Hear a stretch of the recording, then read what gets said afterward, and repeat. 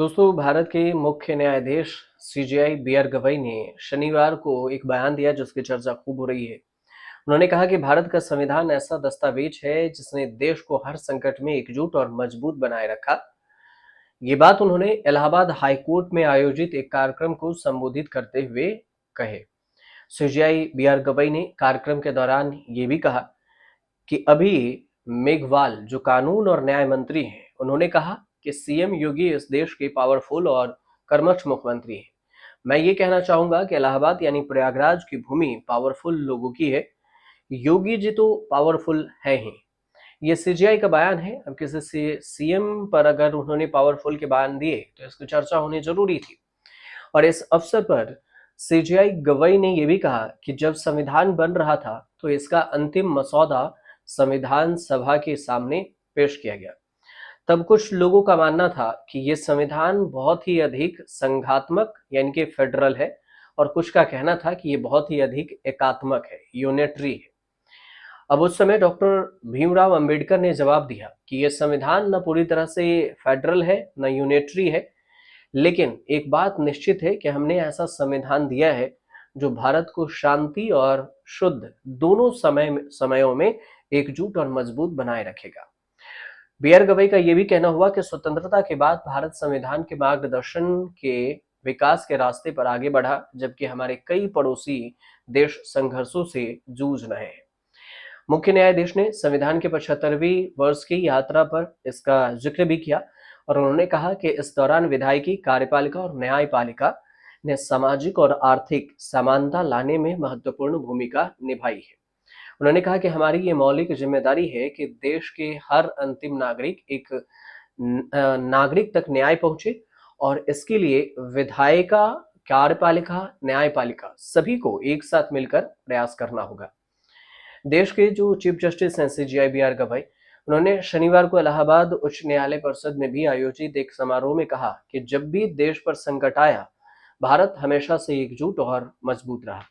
उन्होंने इसके लिए भारतीय संविधान को श्रेय देते हुए कहा कि हमारे आसपास के देशों में जहां आज भी अस्थिरता और संकट है, वहीं भारत 75 वर्ष बाद भी निरंतर प्रगति कर रहा है, और यह संविधान की देन है। सीजीआई बी आर गवई ने यह भी कहा कि संविधान ने न केवल देश को जोड़े रखा है, बल्कि हमें सामाजिक और आर्थिक समानता की दिशा में भी आगे बढ़ाया। स्वतंत्रता के बाद से भारत ने जिस लोकतांत्रिक मजबूती के साथ से तरक्की की है, वो पूरी दुनिया के लिए मिसाल है।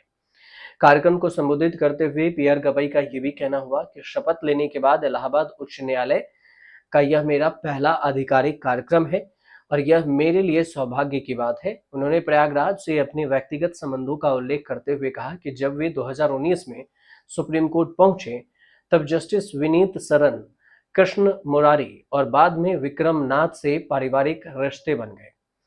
बार एंड बेंच के तालमेल की भी तारीफ की। सीजेआई ने इलाहाबाद हाई कोर्ट की जो बार और एसोसिएशन है उसे अनुशासित बताते हुए कहा कि जब बार और बेंच साथ मिलकर काम करते हैं, तभी न्याय तंत्र बेहतर ढंग से काम कर सकता है।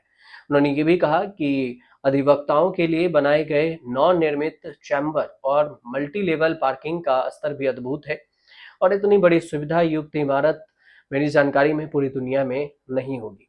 और इसके लिए मुख्यमंत्री योगी आदित्यनाथ को मैं धन्यवाद देना चाहूंगा। मुख्यमंत्री ने न्यायमूर्ति का ही नहीं बल्कि वकीलों का भी नहीं बल्कि आम आदमी का भी ध्यान रखा है। सीजीआई का यह भी कहना हुआ कि मुख्यमंत्री ने हाई कोर्ट आने वाले वादकारियों जो केस करता है या अपनी फरियाद लेकर आते हैं, वो भी नए भवन के निर्माण को स्वीकृति दिए हैं और काबिल बताया है, तारीफ किए हैं। बेहतर न्याय व्यवस्था के लिए बार एंड बेंच का अच्छा तालमेल होना जरूरी है। प्रयागराज की ऐतिहासिक विरासत को याद किया, और सीजीआई बी आर गवई का कहना हुआ कि ऐतिहासिक और सांस्कृतिक विरासत का उल्लेख करते हुए उन्होंने कहा कि न्याय के क्षेत्र में इलाहाबाद का नाम बड़े ही सम्मान से लिया जाता है।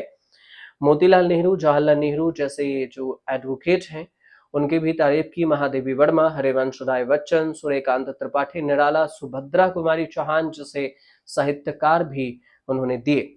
स्वतंत्रता आंदोलन में चंद्रशेखर आजाद के वरदान को भी देश सैल्यूट करता है, और इन सारी चीजों का जिक्र उन्होंने इस दौरान किया इलाहाबाद में। आजादी के आंदोलन में चंद्रशेखर आजाद के योगदान को भी नहीं भुलाया जा सकता है। तो कई सारी चीजों का उन्होंने जिक्र किया। संविधान को लेकर जिक्र किया और ये भी कहा कि जो विपत्ति के साथ भी पूरा देश एकजुट रहा, ये सबसे बड़ी बात है, जिसमें जहां पर भिन्न भिन्न पार्टियों के लोग रहते हैं। और इन सारी चीजों को देखते हुए भी जब उन्होंने ऑपरेशन सिंदूर का तो नाम नहीं लिया, लेकिन इशारों इशारों में ये कह दिया कि जब भारत विपत्ति में था तो पूरी पार्टियां एक थी। और ये अच्छी बात है संविधान के लिए भी और लोगों के लिए भी। तो कुल मिलाकर ये पूरी जानकारी थी। अगर आपको सही लगे तो हमारे चैनल से जुड़िए, सब्सक्राइब कीजिए, शेयर कीजिए, कमेंट जरूर कीजिएगा।